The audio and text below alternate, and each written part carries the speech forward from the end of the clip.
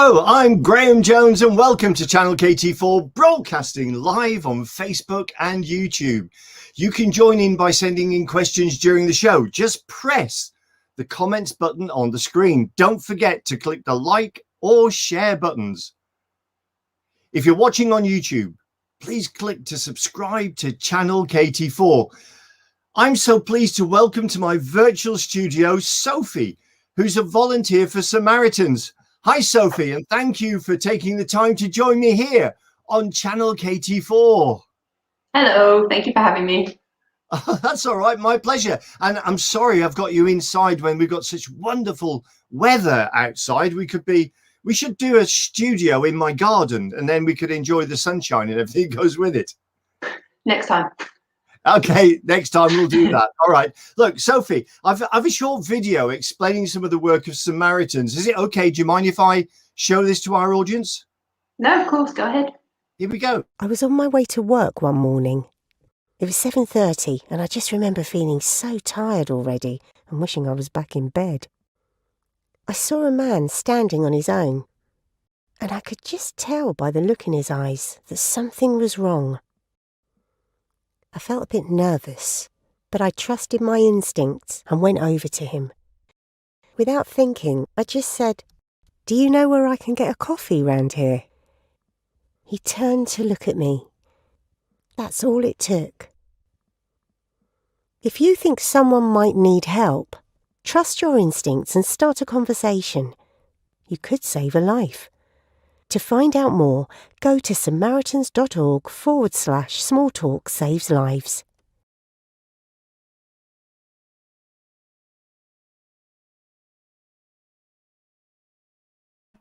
That's quite a powerful video in itself, isn't it? But I've got another one, Sophie. I hope you don't mind me showing a second one. But this is two of your volunteers, your wonderful volunteers, who are chatting about what they do. Have a look at this.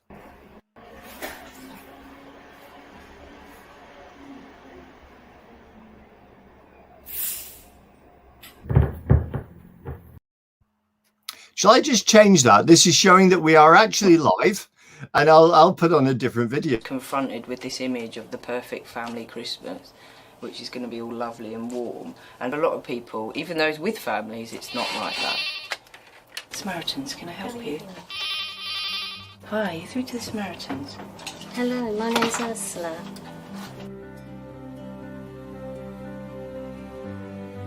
You can get little old ladies just wanting to talk to the extreme where people just can't get through the night and just need some help.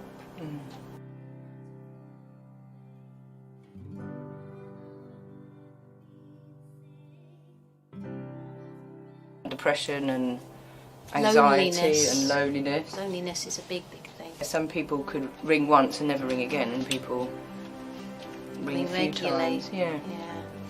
Younger people tend to text and email a lot more than phone. I think nighttime is the hardest for people because it's when, even if they do have someone, that other person or the other people in their lives are asleep.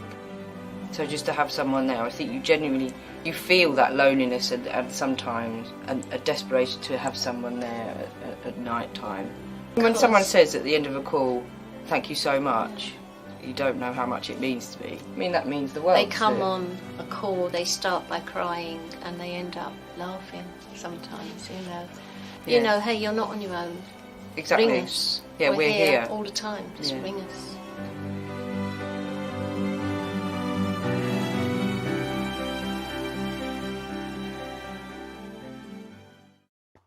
Wow, Sophie, it's pretty enlightening to watch those two lovely volunteers talking about what they do. So how long have you been a volunteer, Sophie, and what's it like providing emotional support for people who contact Samaritans? So I joined Kingston as a listening volunteer in 2016. So I've been there just over 5 years now. And I think that last video, it just sums it up so much, although I have to mention we don't have a tech service anymore. But yeah, it was honestly a privilege to be there for people who are, they are often going through their darkest times, or they don't have anyone else they can talk to. And it's just being able to be kind of like that anonymous person that they can share their feelings, share their thoughts, their lives. And it can be really heart-wrenching, I'm not going to lie. It can be so sad to listen to some of these calls, but it can also be so heartwarming and everything else in between. And you learn so much, you know, about what some people go through. Is incredible. And it's always going to be something, you know, different, interesting. You will never be bored on a shift. Often it can be quite challenging, but at the same time, you always know that you are doing something that is so worthwhile. And it's also really important with, you know, when things are so bleak for people and it is hard for them to see a way out, I think just knowing the Samaritans are there can be invaluable. So for anyone considering signing up, Sophie, what would you say? And I'm really interested in this. And what's the training like to do the incredible work that you do? So I would 1,000,000% say, if you're thinking of signing up, do it. It is the best training ever, and I'm not just saying that because I am now a trainer. But it is fantastic. It honestly, the difference that it makes, like, not only to the callers but also to your life. I mean, there are 201 branches around. I live in Ewell, and so the nearest ones to me are Kingston and Leatherhead. But yeah, there's just so many branches around, and the training it is amazing. To be fair, it's probably the best training we've ever done. It's very supportive. Obviously, you're talking about some things that can be really, really difficult, can really be challenging, that you wouldn't necessarily talk to people about in your everyday life, you know, death and suicide and, you know, mental health, a variety, everything that comes up for people. So it is just really preparing you, because when you answer that phone and you open that email, you don't know what you're going to get. So it's just being prepared. Yeah, I can imagine. But give me something really specific. I mean, do you have kind of like role play and various things like that? And by the way, sorry, I forgot, you mentioned you're in Ewell, and aren't the headquarters, Samaritan headquarters, based in Ewell? They are indeed, yeah. They're down the Hogs Mill, a little bit further down from where I am. And yeah, it's a nice old building. It's got a big water mill in it. It's, yeah, amazing and very, very close. So yeah, it's cool. Yeah, what was your question? It's gone out of my head. Sorry. Sorry, I role play. Yes. So yeah. much role play. Role play, and you know, this training must be pretty intense, I think.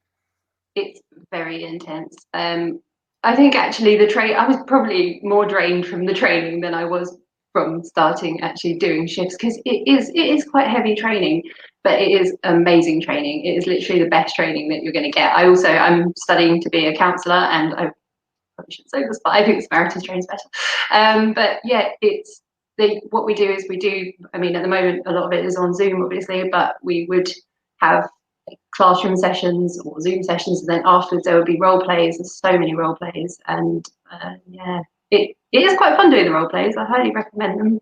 Not when you're training, but when you're a trainer, they're fun. I can imagine being a trainer. It's far more fun than actually being a trainee. Would be different. So I presume that what we're talking about here, alongside the training, but when you get out into the field, as it were, to do the job, we're looking at support from fellow volunteers. I think that's going to be an important thing. And what I'm also interested, I mean, I feel that with the Samaritan gives me the impression that you're in a one-to-one situation.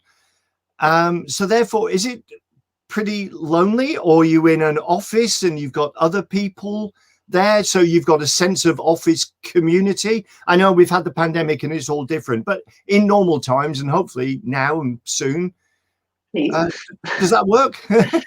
Yeah, so I don't think you generally ever really feel alone. I mean, all branches are different kind of setups, but generally speaking, you're in a room with your fellow volunteer. So yeah, you are the person that answers the phone. You are the person who is dealing with that call. But you know, they are in the room with you if you need support. You know, you can do your come and help me if you needed to.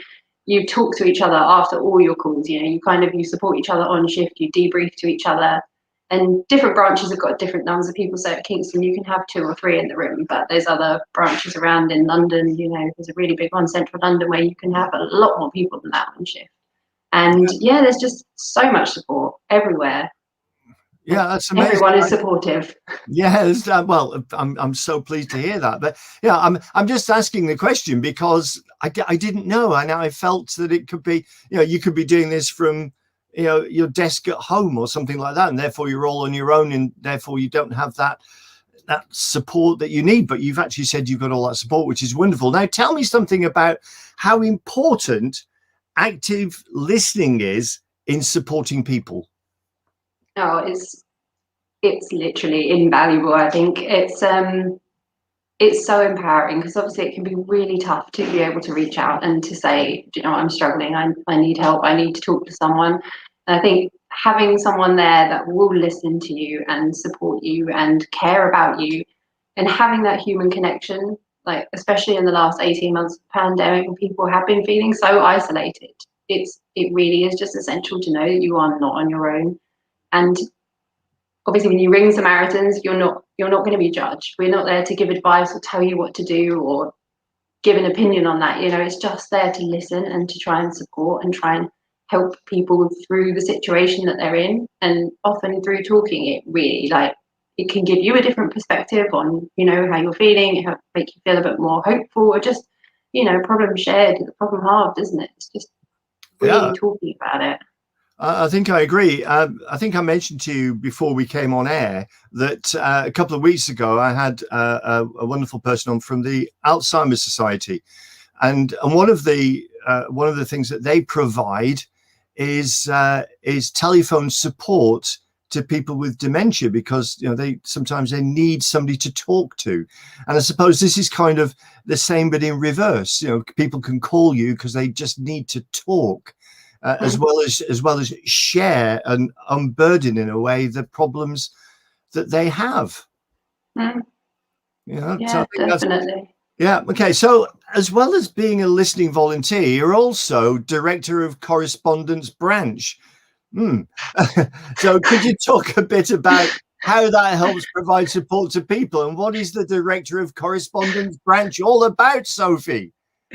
It's such a cool role. So correspondence branch, we're the branch that do the handwritten letters. So that's another way that people can access Samaritans for support. And every time I say handwritten letters, everyone goes, do people write letters anymore? And I'm like, yes, they do, actually. We get about 1,500 letters a year from, I was going to say callers. Basically, everyone who contacts Samaritans, we say callers.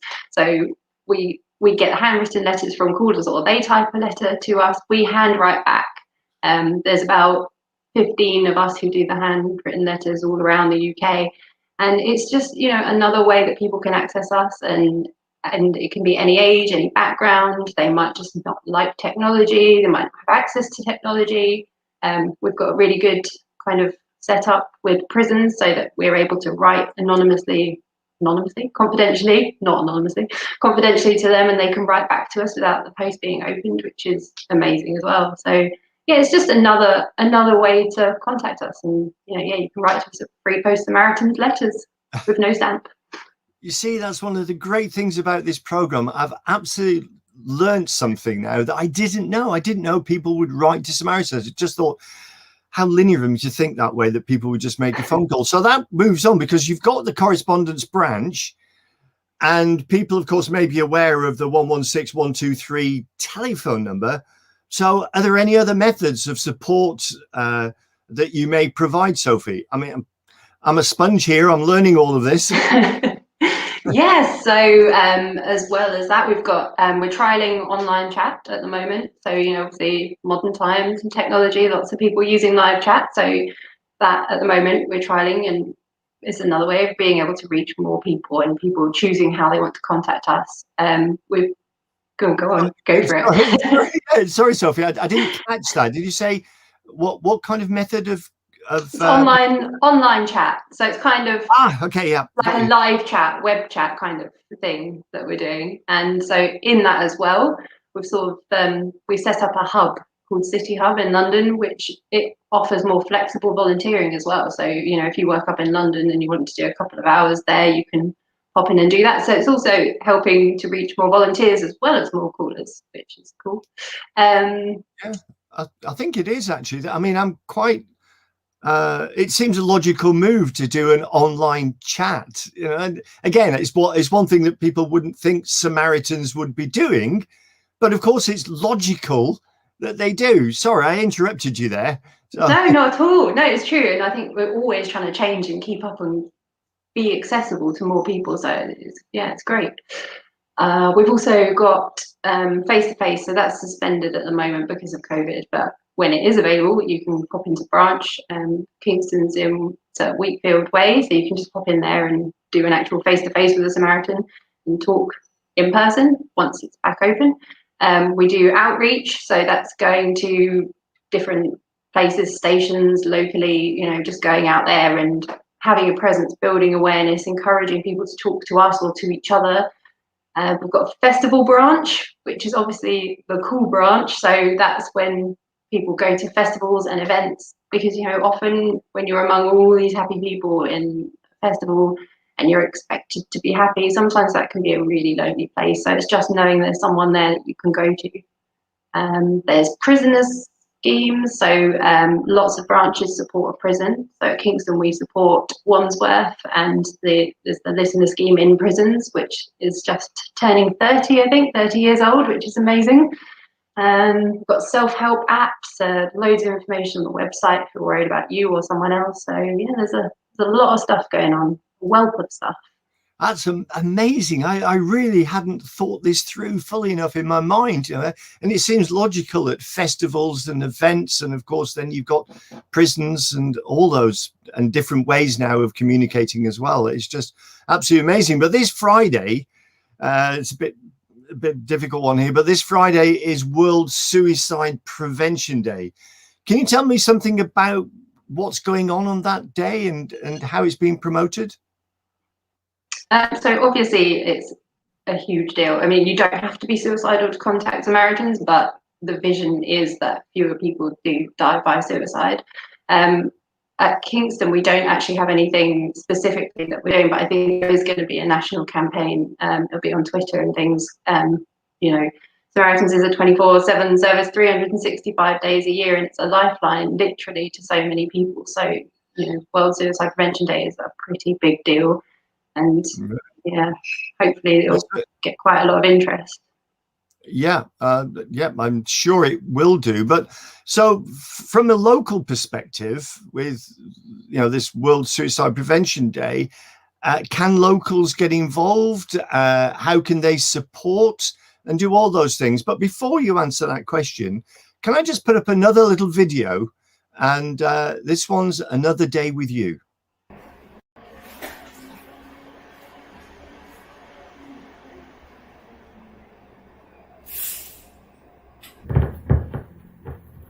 Mom, I got your favorite mask on.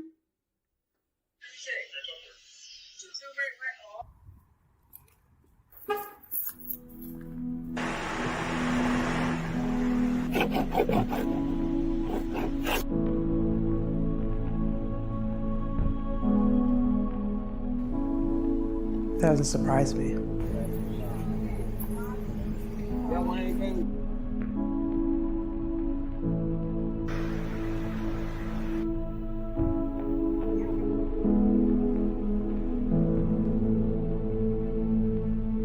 It's hard to conceptualize that size of a number, but it's much easier to think 2 people died while I was brushing my teeth. That's wild. That's wild. It's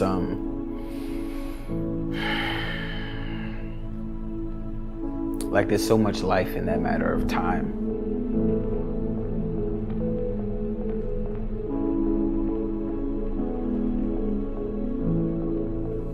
Oh my gosh. Yeah, I didn't think of it like that. Yeah.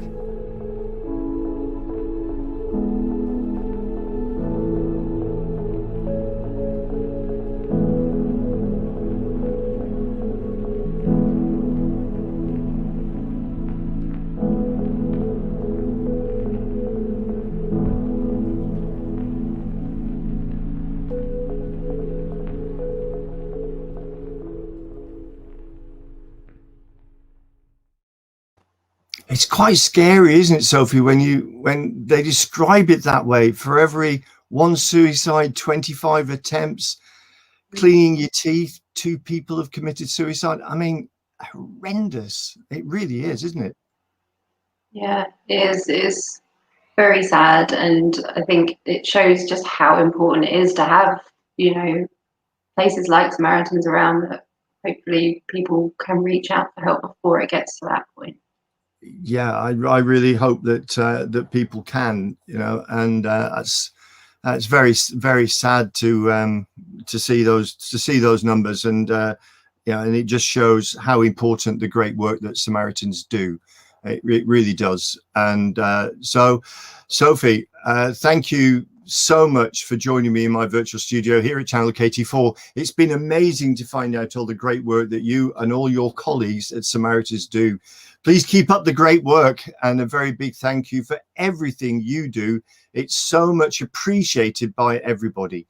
Ladies and gentlemen, please give it up for Sophie. Thank you very much. It's my pleasure, Sophie. Is there anything you'd like to say as a closing point for anybody? I guess just how grateful we are. At Kingston, we are an affiliated branch, so we fundraise ourselves and we run the service locally. So just the support that we get from people is immense. And if you do want more information, you want to donate, you want to join Samaritans, then please do have a look on the website samaritans.org. Or you can follow Kingston on Twitter, which is at Sams_Kingston. And I think also, just to say, I joined Samaritans to help people, and I just can't believe how much it helped me. And I think it is like one of the most worthwhile things you can do.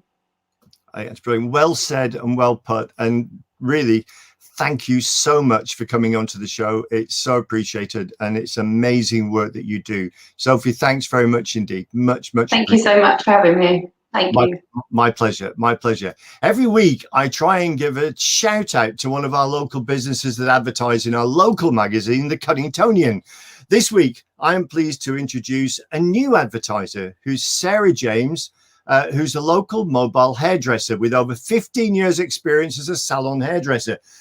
Thank you, Sarah, for supporting your local magazine, The Cuddingtonian. Brilliant. This is Graham Jones, and broadcasting from my home by the Hogsmill River. Join me next week when my guest will be Phil Neal, talking about the very new and exciting repair shop, which is opening in a couple of weeks in Epsom. So until next week, enjoy the sunshine, stay safe, and bye now.